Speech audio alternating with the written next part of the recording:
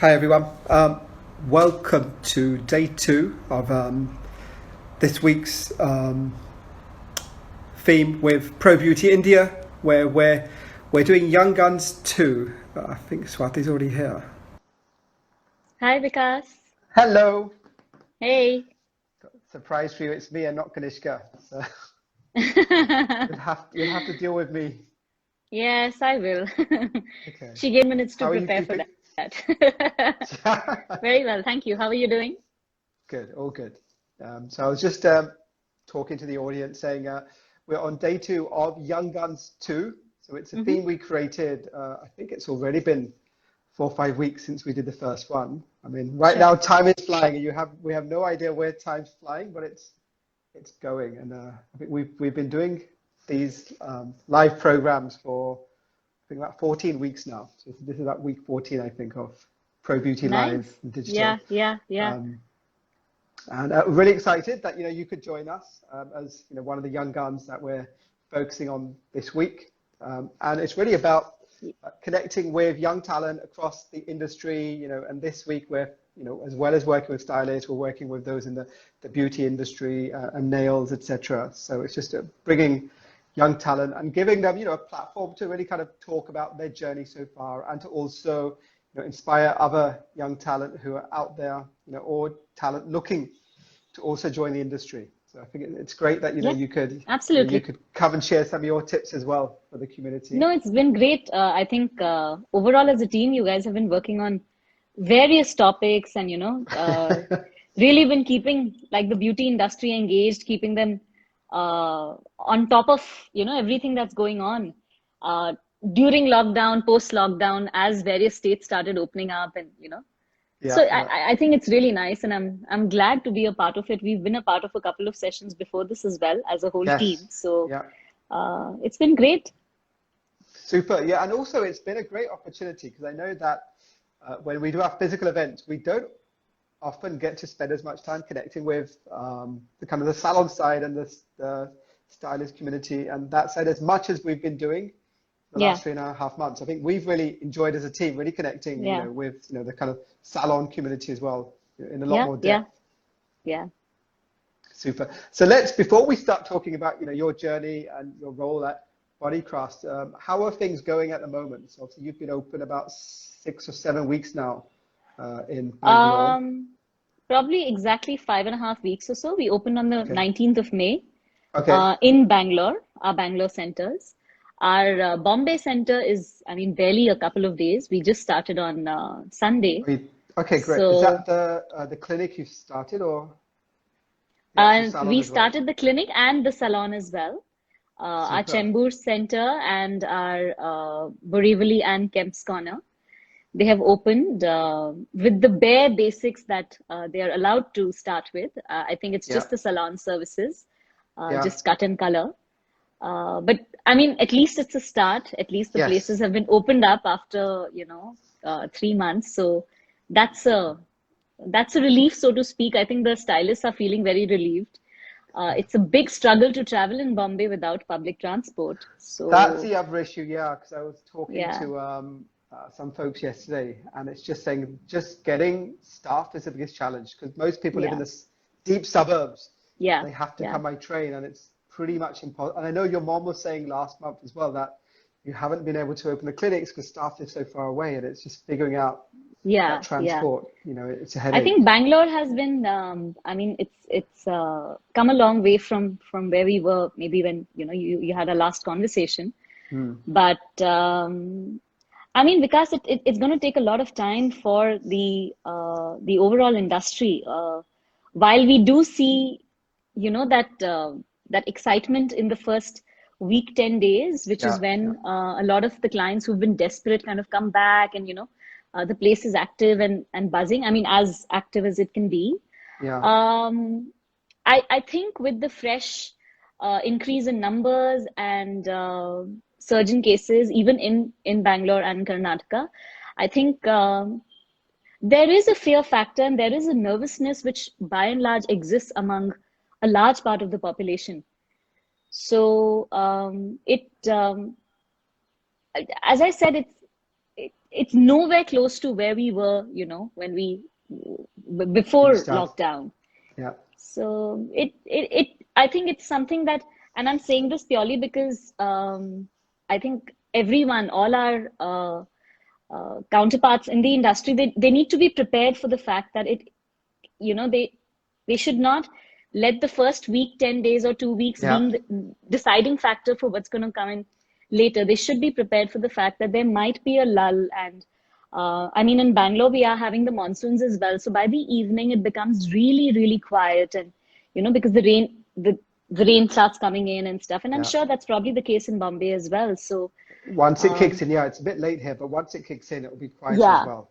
Yeah. Yeah, and I know it's interesting because when salons started opening up in May around the country, so obviously in Goa and a bit of Punjab and Kolkata and Bangalore, etc. There was so much excitement that it's like, okay, we're back to work. But then when we were doing these interactions later on, after say like 3 weeks, 4 weeks, it very much came, was like the first 2 weeks are hectic, and then it's pretty, it's been a struggle. So so I know even for the Maharashtra and Mumbai community, it's actually week 3 and 4 will be a kind of indicator of how long it's going to take, for the industry. So I think already that kind of understanding that don't get too, it's sad, but don't get too over enthusiastic at the beginning. The first couple of weeks are great, but then you've got to look at how can you plan for week 3, 4, 5. And I was talking to our UK team as well last week because salons open on July the 4th in the UK, but again only on hair services. So we've got this experience here. So I said, that's great, guys, but it's still too early to figure out what's going to happen. Obviously, the UK is a different market. Some of the photos on the weekend, they kind of relaxed lockdown, and it was insane. So there were people, the beaches were packed, there were parties everywhere. So there was no social distancing. People were out like crazy. So obviously that culture will be, it will be different how they react. Yeah. I was already kind of almost being like cautious to the UK team, saying, don't count your chickens too early because you have to wait 3 or 4 or 5 weeks to figure out how long it's really going to take. So have you managed to see any kind of bounce back in in the last week or so, or has it still been quite slow in the last 3 weeks? I mean, it is better than the lull we had suddenly started seeing in the 3rd and 4th week. Yeah. But as I said, in the last couple of days, the numbers that are recorded have really, maybe the correct numbers were not being disclosed, or maybe there was not enough testing happening. But I mean, it's gone up by 5-fold, 6-fold, right? It's that many times more. So it is tough. And while that's just the footfall that we're talking about and the day-on-day revenue, other realities really start setting in because technically we are almost 4th month of very limited or no business, right? Yes. If you consider that we've been in lockdown almost from the 10th day of March or something like that, we're almost 4th month. So a lot of the realities around, the overheads, the expenses, the salaries, and now the new added costs around PPE, disposable items, you getting in. So while during the lockdown, there were concerns, and of course there were salaries to think about, and there were some of those logistics to account for, at least there was no active work that we were accounting for. Now with some of these add-ons around disposables, PPEs, all this material, the procurements, the credit cycles being shortened by vendors and stuff, it's heavy, right? It's heavy for any business owner, because you have to first and foremost prioritize your staff. Yes. But then there is the looming task of trying to figure out rents, electricity, water, overheads, and then the whole procurement and stuff. So it's going to take a while. Again, as I said, it's just important that everybody understands that these are the challenges you will face as the days come by. And it's probably a good idea to be mindful from the very beginning about where you want to see yourself. Start preparing for the fact that the amount of revenue you get will not support some of these expenses, and where do you want to cut costs? Where do you want to kind of, there should be a plan in place. And as I said, it's great that the place is open. If nothing else, at least there's that energy that comes back. There's that Yes. positivity that comes back, right? Yeah. Yeah. But it it's good to have a plan. It's Yeah. good to kind of, um, keep in mind that these will be things that you have to be prepared for. Yeah. Yeah. I know. I was talking to someone recently in Singapore, like a couple of days ago, when we were talking about it was quarter end, and he was like, "Yeah, we're trying to work really hard to hit our numbers and that." And he's like, "How's your quarter going?" So I said, "We don't look at quarters anymore. I don't like that's long term planning. Literally, it's Yeah, like day by day at the moment, day by day, week yeah, by week, and yeah, that's it. There's no point looking at what's going to happen in September or December because like it's just too far. It's literally too far into the future right now for us. yeah, yeah, And the same yeah, for the salon community as well. It's like you just yeah. got to go week by week to figure out how you'll Absolutely. balance your books. It's just Yeah, one day at a time right now. yeah, yeah. Yeah. So we've obviously got that, a reality check. It's still not easy. It is going to take time to kind of adjust to this, whatever we want to call it, new reality or just the way things are going to be for, a bit longer. But just focusing back on, your journey, and just talk about how you got involved, with the business. Obviously, it's the business your mom created, more than 20 years ago. It's part of the family stuff. But how did you really get involved in coming to work at Bodycraft yourself? So I think Vikas, I mean, it was just fairly understood. The journey and the transition happened it was so fluid. I don't remember as a teenager ever having those doubts in my head around, oh, what am I going to do with my life? Where am I going? Which are, which are the real questions and challenges any youngster normally faces. Yeah. I think because since I was 3, I was so used to, and maybe because it was so much from home for the first 10, 15 years almost, it was so natural to, see people walk in, get their facials done. And at home, like we are serving mathis and cakes, which are home baked, and they're, the, With the every pet is service? yeah, yeah, it Yeah. was so natural, like if we are Yeah. snacking, the clients are also snacking it. And the pet is a part of everything. So if they are getting their manicure, pedicure done, the dog is roaming around and, Bruno is a part of them and us. And Yeah. it was, as I said, it was a very fluid transition from as early as when I was in the 12th standard. Immediately after that, I did my first course, the most basic course in Bangalore itself, just to kind of Yeah. wean myself into um, understanding how I'm supposed to go about this. And after, in between, in the break of my first year of college, I went to Delhi, and then it was just, it was just understood that this is what I'm going to do, Yeah. and this is what I want to do, and the And then path just what kind did of you do in keep Delhi? coming. Like Delhi, you did like further qualifications or you're working at Yeah, I another salon? studied with Pivot Point. Okay, great. So yeah, I did my first course with Pivot Point, which was in hair, and I was also very lucky because there was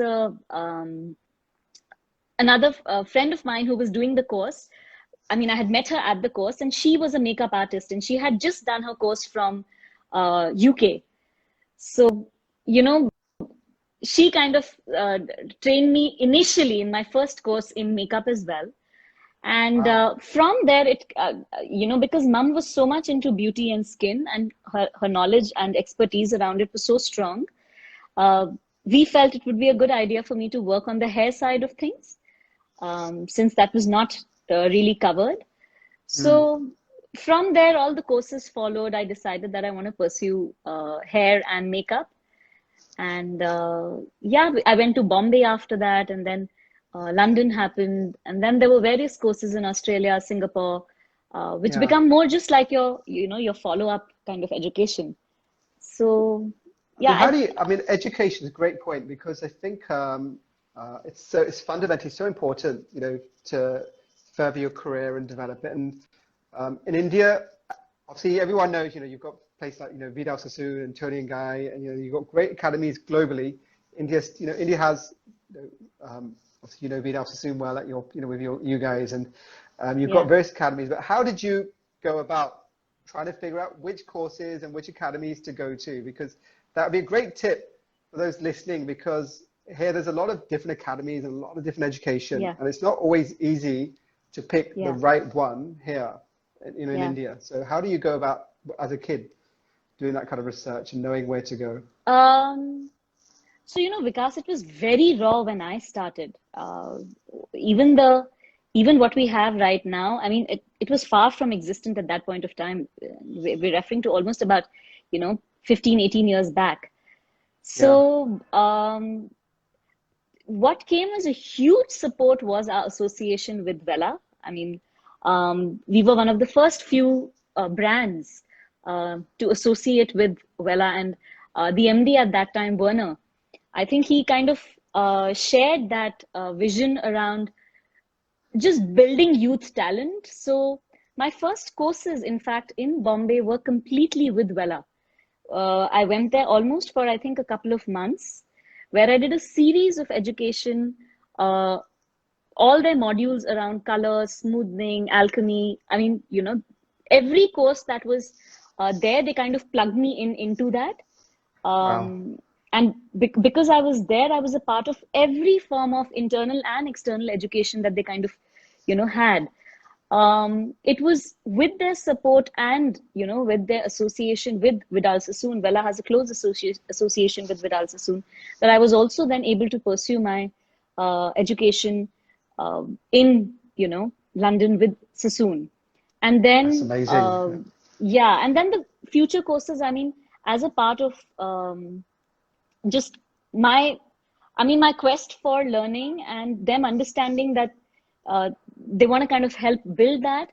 The courses with Tony and Guy in Australia, and this at that time it was very very actively a part of, like, almost like your contract, that if you're kind of working with them for this much of target for a year or whatever, then these are the kind of perks you will get. And our perks, always the topmost ones, were a request for some of the other education, So it worked out brilliantly. I don't think I could have done it without that support, because like you said, it can be so confusing.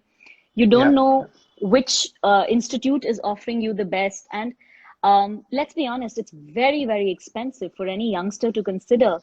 The option of going to UK is not easy, which is why, I mean, the first plan around our academy establishment was to have the school connect with Vidal Sassoon, because it was about providing that education which is sort of unreachable for a lot of people in India, so that at least you do not have those, costs attached.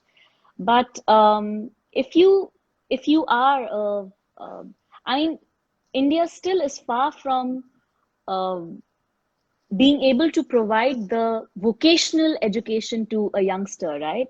I mean, thankfully, because of this, I shouldn't say thankfully, but because of this phase, we at least now have an association and a fraternity which kind of, talks about hair, the salon and the beauty industry. And, there has been a connect which has been established with the government and the ministry, and they finally realize the number of people which are involved in this industry. Otherwise, so it's a while before we reach that stage where vocational training, hair education, proper art, music, dance, some of these things really have the proper schools and curriculum and, things like that. But it is way more exposed than it used to be. So my best guidance would be to go with names which have some recognition. If you want to do education in, I mean, the chemical side of hair, then go with proper brands like, Vela, L'Oreal. They have their academies which provide this education, or proper schools. Bombay has a very, very wide, good variety of, schools which provide this education. But uh, the time to imagine that you can just do this as a look and learn is, I mean, we're way past that. Mm. So there has to be, a proper plan there.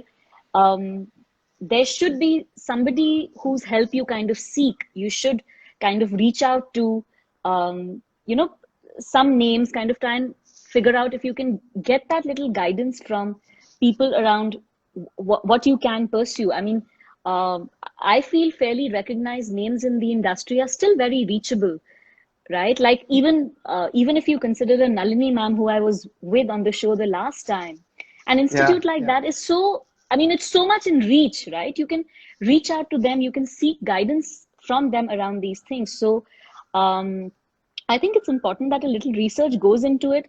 While there is the charm and the um, beauty around going to a country abroad and doing this education, I do feel we, in India itself, are able to offer something fairly brilliant now. Yeah, no, and we were talking to Mark Hayes a couple of months ago, who's the global creative director at Yes, Ideas yes, Exchange, and he was saying similar stuff. And even Patrick Cameron, when we were chatting to him, saying that the talent in India, is they get mesmerized and kind of in a nice way shocked by actually how good yeah, the quality of the work is here, which you don't yeah, Indian stylists and artists don't always get that level of recognition globally. But whenever they come and yes, they interact and they do training, they get very inspired. But actually, we've got really good young talent and senior talent, in the yeah, industry doing some yeah, incredible yeah, work. And I think we're getting to see, like, I know the kind of work Iva's doing, and you see people from India going overseas and competing in global competitions now. So then you get yeah, to see some, like, actually we can compete on that level as well. yeah, And you're yeah, right. And I think just absolutely. like getting the community together to put more structure to it and a formal process, will just give us more and more kind of significance globally. With that, actually, Yeah, India has great talent here. yeah, absolutely. And I mean, again, gone is the time where you imagine you can from scratch suddenly become a hairstylist in a 4-day course or a 6-day course. Our shortest Yeah. course, yeah, I mean, our shortest course I to become yeah. a hairdresser is at least 4.5 months long, and our longest one is Great. Yeah. about it's about 7.5 to 8 months, where literally from scratch we teach you how to hold a brush and how to section and how to hold the comb. And um, a, a lot of schools are doing that now. The point is that there is an emphasis around a proper diploma, certification, graduation, that's given, and there are assessments at every stage. So um, I think education in India is, even in this industry, coming a long, long way. Our skin and cosmetology courses are almost 3.5 months long. Makeup courses are almost about a couple of months long. So it shows that there is extensive time, effort towards curriculum building, towards skill building, towards making sure that the trainers are absolutely equipped, your academy is equipped. So I think there is a lot the country has to offer now. And like you said, the talent is so brilliant here. It actually doesn't take much time. So when out of courses which are 7.5, 8 months long, they actually are able to perform on a salon floor almost as a stylist who has about a year and a half to 2 years of experience, because there is so much that goes into building that skill through this period of time. Yeah, that's a great tip because you're right. There are many of these scare stories that people go, they do a 1 week course, they come out, they manage to they get a selfie with a model or something, and they become a celeb stylist, or celeb artist in a couple of weeks, But it's just great Yeah. that even you're just driving home that message that no, you've got to do longer format training because like all the generation of the Savios, the Dunas, when we talk to them, like, no, we spent years at Vida Sassoon training. The first year would Yeah, have been yeah, just learning the basics, how to wash hair, or and you've got to clean the floor and you've got to do all this washing and all that. So yeah, like we spent the first year doing real basics, which is great because it gives you a solid foundation. And I think getting absolutely. that translating those lessons to the Indian community as well, that is great, so that people know it's not easy being a makeup artist or stylist or therapist. You can't do a week course and suddenly, think you're an expert. So I think it's great that you're Yeah. focusing that you've got to do kind of, slightly longer format training, and take it seriously as a career. So just getting back, so obviously you did your route around the world, getting training, etc. And then what did you actually just move into the business, back in Bangalore? How old were you then? Actually, after my first course in Delhi itself, even before Yeah. that, Okay. through college, my first year of college was about weekends. Our Saturday used to be a half day, so the Yeah. other half used to be at work, and Sunday was completely at work. So actually, 7 days week, 7 day weeks. yeah, and I actually truly enjoyed my college life only when I went to London and studied in Sassoon, because that's when I realized what a weekend is about. And I, I had no concept of a weekend here. None of us Yeah. did.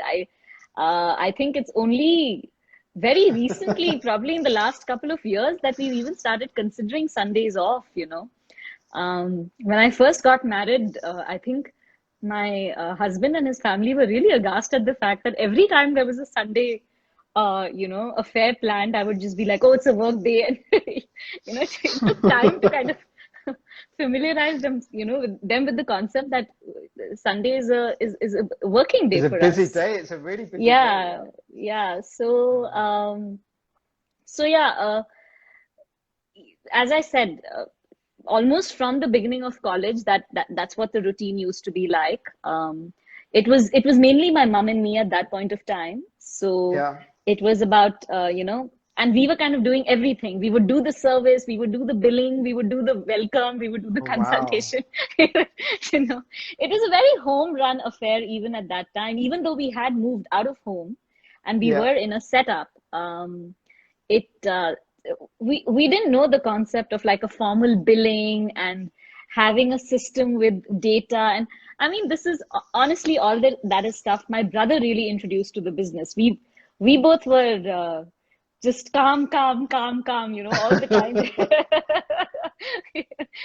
Yeah. So and then it was not like each course was one after the other, Vikas. So if I did my course in Bombay, then I would come back, I would spend a Time on couple the of months, floor. 6 months, 8 months, 10 months on the floor, and then there would be the next course. And then again, I was back on the floor. So I've been working technically almost since I was 17 or Wow. 18. But there, every year would then bring in that one excitement around going to some place and getting some new form of education and coming back with that. And, getting each time you come back, your team has kind of increased, the number of people have increased. So, you're able to impart that to Yeah. the other people who are there as a part of your team. And yeah, Do you still did you still have the pets in the salon when you opened up the salon? Was your dog running no. around as well? No? And so many of our clients, used to miss Bruno so much. They would keep, and when we first moved out of home, we thought all the clients will be so relieved and they would, but you won't believe every feedback was like, "Oh, we missed the mathis, and can you please bring the methi, the methi matri the next time, and can you bring the banana loaf cake?" And he said, That should be your premium it, I think offering. it took time for, yeah, I think it took time for the clients to also um, move away from that home run concept to, to like this proper building where there's a reception and there's billing and they're asking for phone numbers and, Yeah. stuff like that. But yeah, I think that's a transition we've all probably seen. Anyone who's been in this industry from, 18, 20 years back, we all know where we were at that point of time and how much of a change there is in the industry now. Yeah. Yeah. Yeah. And it's accelerating as well. So we're seeing a lot more corporates come in and more, Yeah, kind of white collar people joining the yeah, industry as well and changing it completely. yeah. So what was your journey? So obviously you said you joined when you were 17 and you were working with your mom. You went from working at home into salon. And then what was your journey, over the last probably 2 decades? at Bodycraft. So you went from styling to, and obviously now you're a director, you're heading up the education side. So what was that whole journey up to that level? Yeah. So honestly, Vikas, it was a bit of everything. It started with it being just on the floor. As when I first came back in 2011, after my really long-term course in with Al Sassoon, is when we first opened a proper salon. Till then, we were kind of working out of two apartments which were taken in a residential space. It was a semi-commercial space. But then this was like our first full-fledged, salon that we salon. opened, and it was literally like my baby, and it's so nostalgic. This place has actually now become my home. We've moved the salon space completely out of it, and we live here. So some of the friends who from that time, used to visit the salon, they come here, and every room they go to, they are like, oh, there used to be a facial bed here, and there was a, massage chair there. So yeah, we started with that, and I was very on the floor at that point of time there, and do everything, cut, color. In India, the concept of being just a cut specialist or a color specialist or a styling specialist, even till now, is not very common. A lot of us are kind of jack of all trades, and we do everything. And I think we do all of it fairly brilliantly. I don't see any reason why a a cutting stylist cannot do color, or a color cannot do a styling. I think actually, if you're able to offer all of that together, it can be a brilliant, combination of skills that you are able to offer to a client. So, so I was doing everything on the floor. We would, do cut, do color, do all of that. It was maybe a couple of years after that when my brother joined the business, and that's when we really started growing. The number of centers started coming up. I think almost for the first 10 to 12 years of me being a part of the business was very actively on the floor. It was about clients, it was about consulting, it was about, I used to do makeup very actively. So I was very involved with brides, and, in down south, especially, a lot of the muhurats are very early morning muhurats. You have a bride who has to be ready by 6 a.m. or by 5:30 a.m. So we would start our day at like 3 o'clock in the morning. And so it was, I think it was a brilliant phase. There was nothing like actually being on the floor with that client, interacting. Nothing gives you that kind of a kick, what you get out of being able to make a bride look the way she wants to look. Of course, there were days when I was driven to tears because you just didn't know what you had done wrong, or you knew what you had done really wrong. You've bleached the hair almost till it's, kind of literally coming out in fragments, or you've made this bride look absolutely gray, and you go through all of that. But as I said, there's nothing like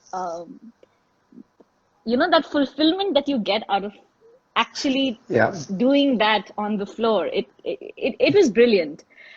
And I think very honestly, it was there was a condition with my back where I had to finally undergo surgery and stuff, which finally pushed me to kind of taking a slight setback from literally being on the floor all the time.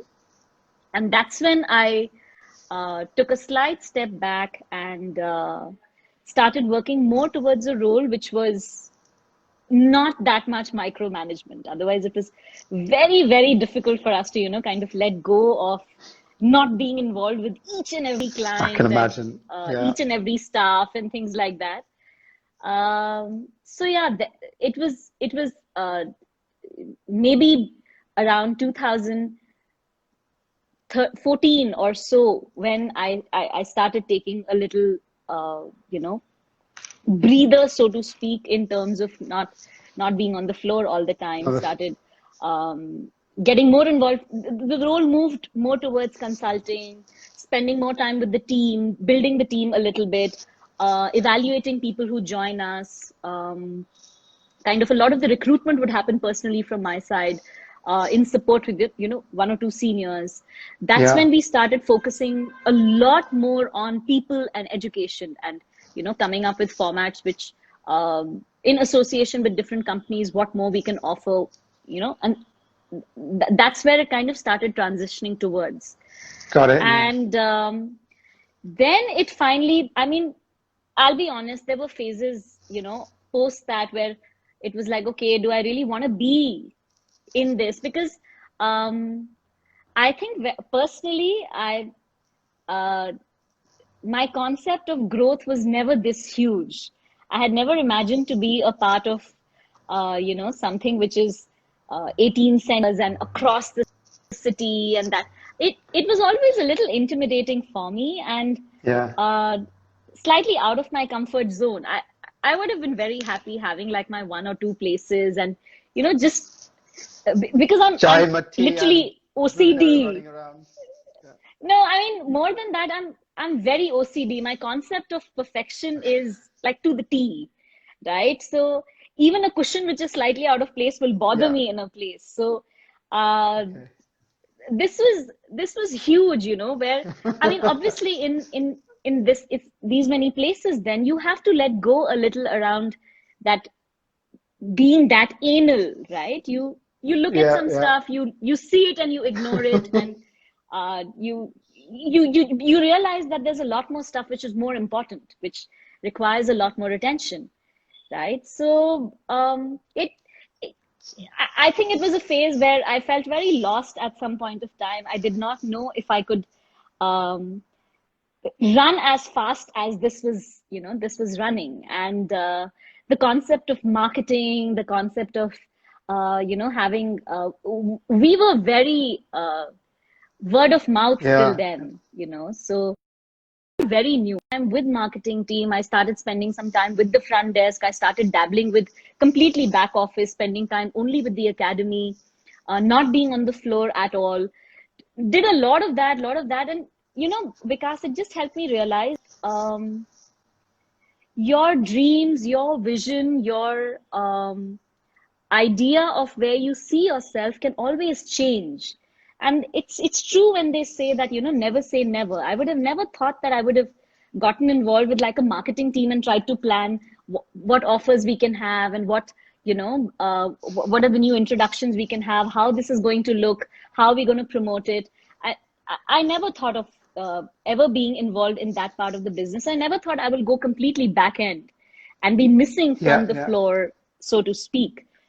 But I think what's the biggest takeaway for me, at least, is that you may start off like, my dream at one point of time was the whole thing around fame and being this really known face, and everybody knows me, and the awards and those kind of things. But I moved away from that very long back, and it doesn't really matter if that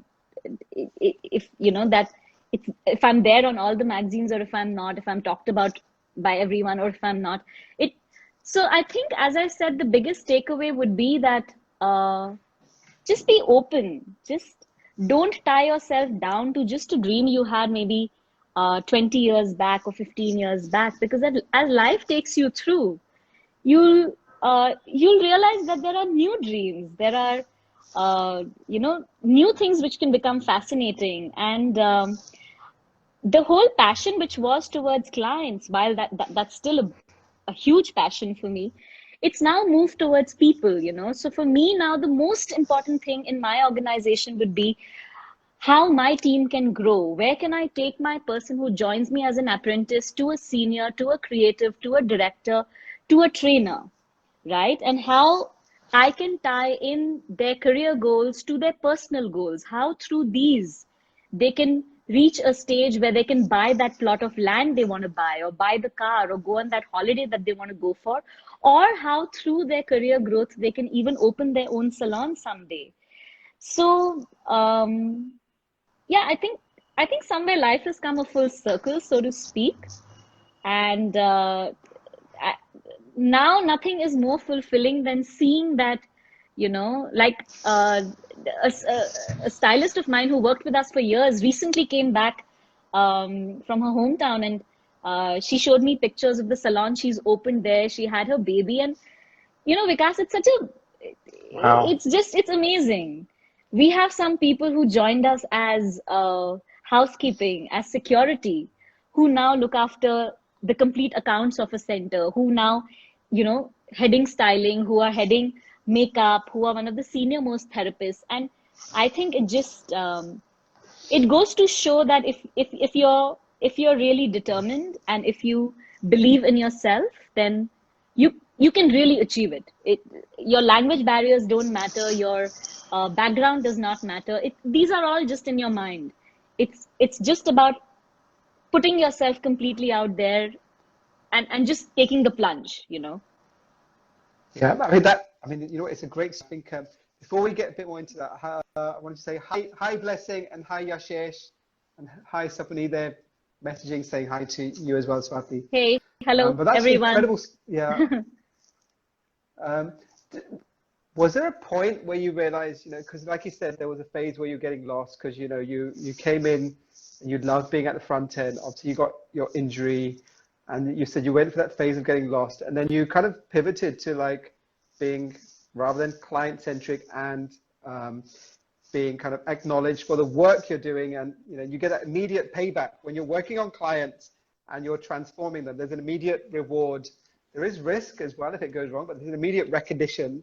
But then people development Yeah, is much more of yeah, a longer term kind of cycle. And there are some people that you think are going to do great, don't do great, and some people that surprise you. But was there any yeah. moment in particular that helped you kind of switch to saying, you know what, you've people centric and growing, developing people, which is obviously why, I guess you're heading up the kind of education and training side. Was there something in particular um, that switched you to being comfortable in that kind of role?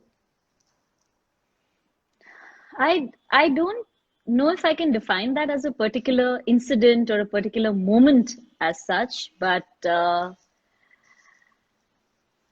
I don't know. I think I was meant to be here, and the path just kind of took me through. I would say that there was a time when I mean literally I wrote a mail to my brother and my mother, and I told them that I think I'm going to quit the business and I'm going to do something else.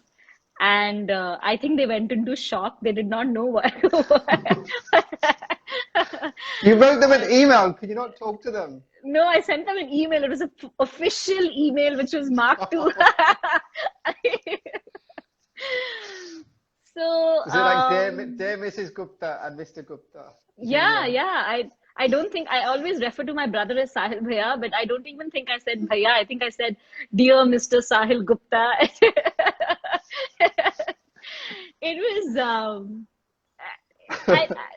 again, it's human, Vikas. I mean, the only reason I'm saying this here and just laying it all out so openly is because I don't know if anybody can really say it didn't happen to them.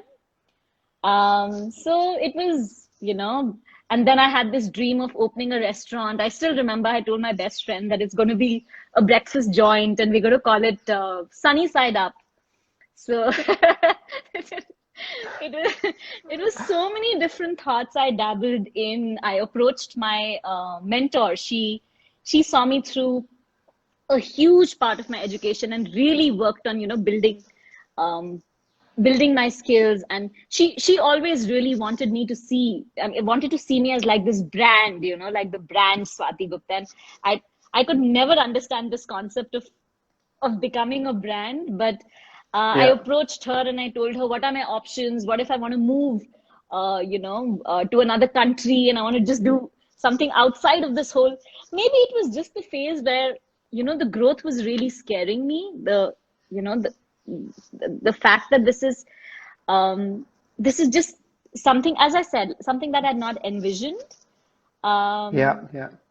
but I think maybe just that little time off, just taking a break, getting away from it. Um, I I slowly moved towards a little path of spirituality and stuff as well at that time. Some of those courses, I think maybe it just helped me understand that it's okay. It's okay if I mean, I don't need to beat myself down if I'm not able to act it. It's okay to give myself the time. And I mean, luckily for me, I could come back to the same business and figure now that okay, I want to do this, right? But again, it's just if anybody is going through that phase, or is, it's okay to even just take a step back, get into something else, pursue something else creatively, or whatever you want to. I mean, if somebody from the corporate world can drop everything and suddenly get into yoga, there's nothing wrong in you dropping a completely creative field and getting into something maybe more corporate or more structured or anything. I mean, it's to each their own. It's just I think sometimes we tie ourselves down so much with just what everyone around us expects and trying to fulfill that, or maybe most importantly, just what you have kind of pinned on yourself so high. So I, as I said, I don't think there's a moment or a incident, but through those couple of years, I think I was just able to come back more and more and realize that this is what mattered to me. You know, my people mattered. Me seeing where, them go and reach places was what was most important. The academy became a huge feature in that. Us being able to build talent there became, of prime importance. Being able to structure a curriculum, figure out, how the days need to flow, how the agenda needs to flow, what are the topics that need to be covered, helping build that whole module. I think it worked. Yeah, So that's brilliant. I think it's also, how long have you had a mentor? Because I guess that mentor kind of really helped you through that phase as well as doing the kind of courses you were saying yeah, that all helped. through. I mean, she literally held my hand through through most And of is my it a journey. mentor I from, think.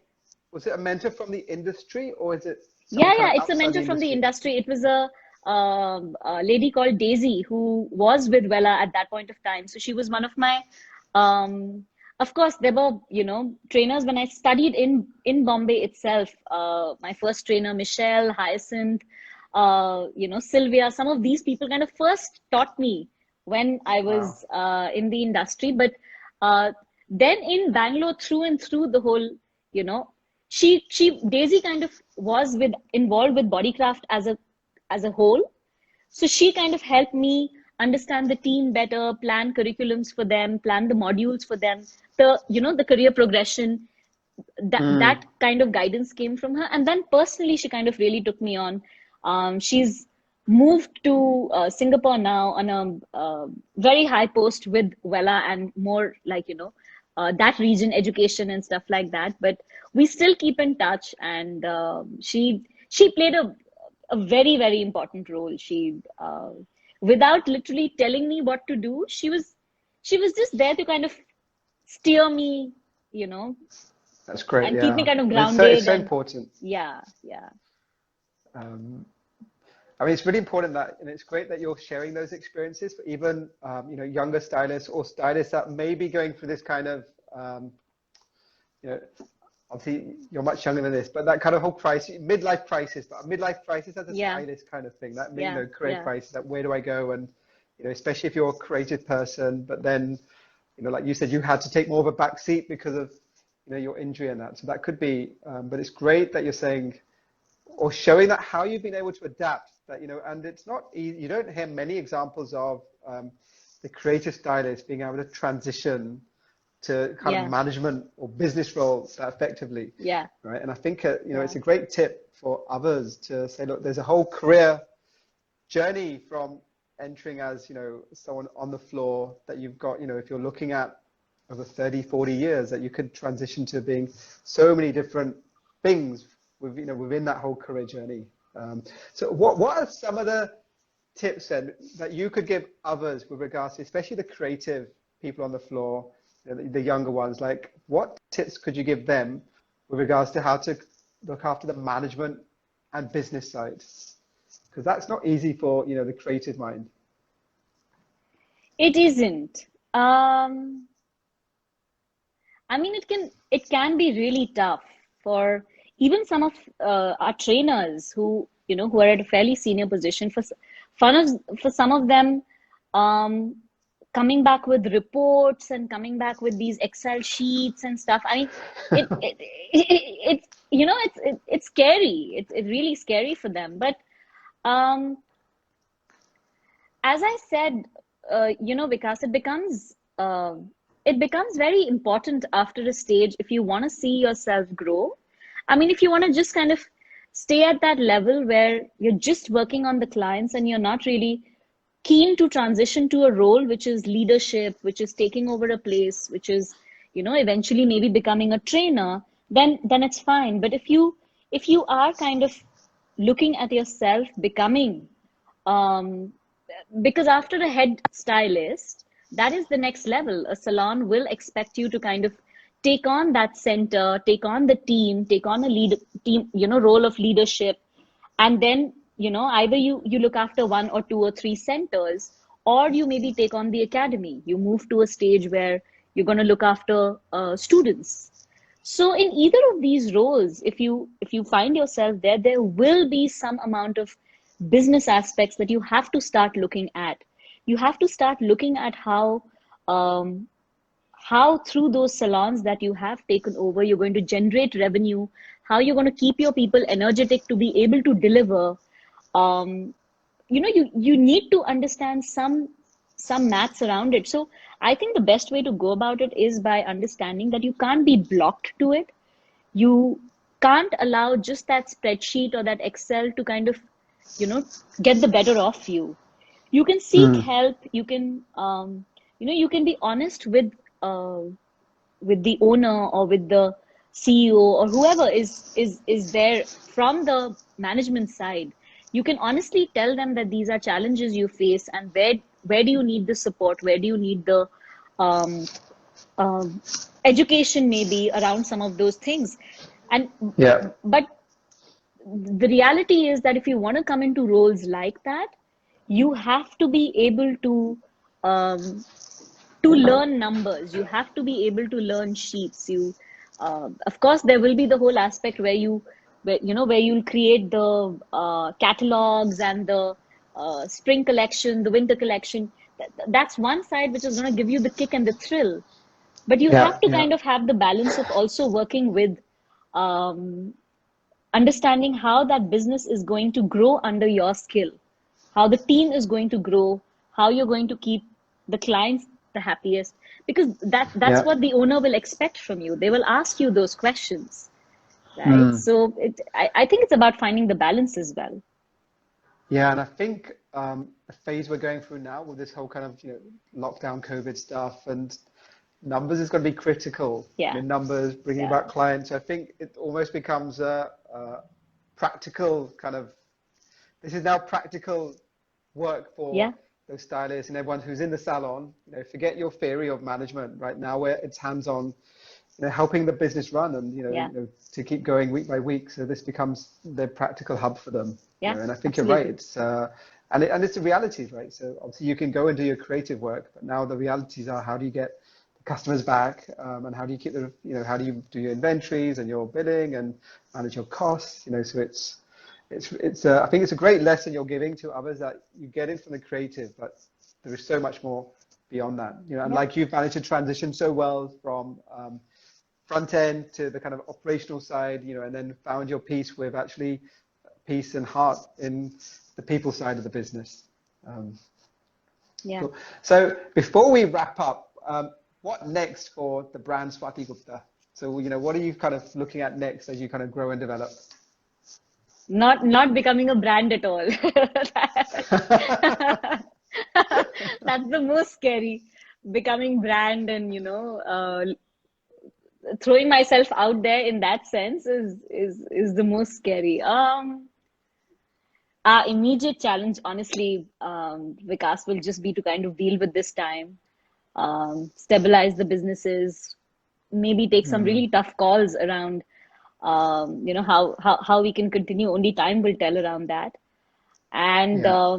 I think if anything, this time has um, helped probably a lot of us realize that let's not make too many plans, you know, because you just don't know where in a jiffy things will turn in a way that you couldn't even have imagined. Yeah.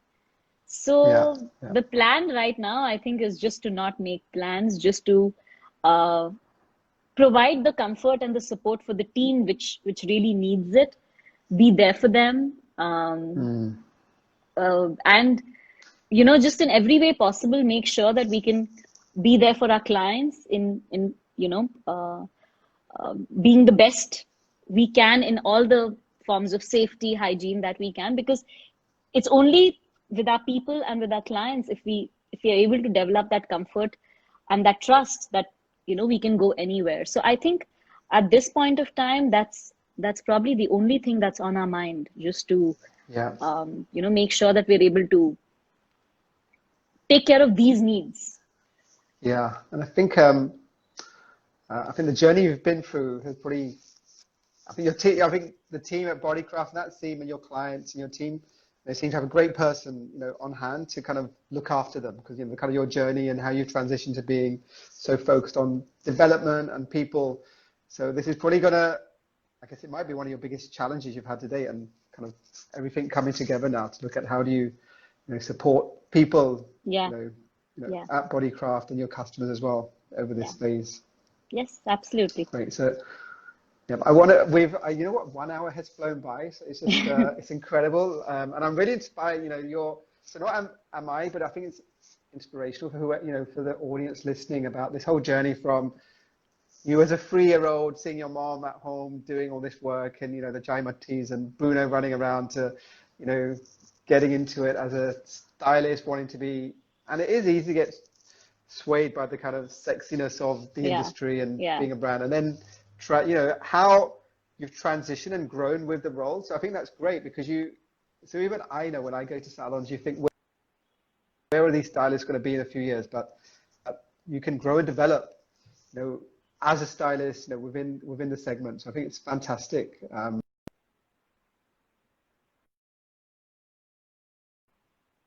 thank you, Vikas. It's been excellent. I Like you said, the time just flew by. So it's Yeah, been great. Thank you for the opportunity, and it's been great to interact with, you know, all the youngsters out there. I hope it can help them see and just understand that, you know, it's okay. It's okay to have a couple of months which don't work, and it's okay to kind of realize after that that there's something else you're seeking. Just what's most important is just be true to yourself. You know, you can never lie to yourself. So listen to what your heart is telling you, and don't allow too much of a conflict between the head and the heart. You know, you will find your peace then. oh, super, great. Well, thank you so much, Swati. Thank you. Take care, Vikas. Done. Thank you. See you Bye. guys. Bye bye.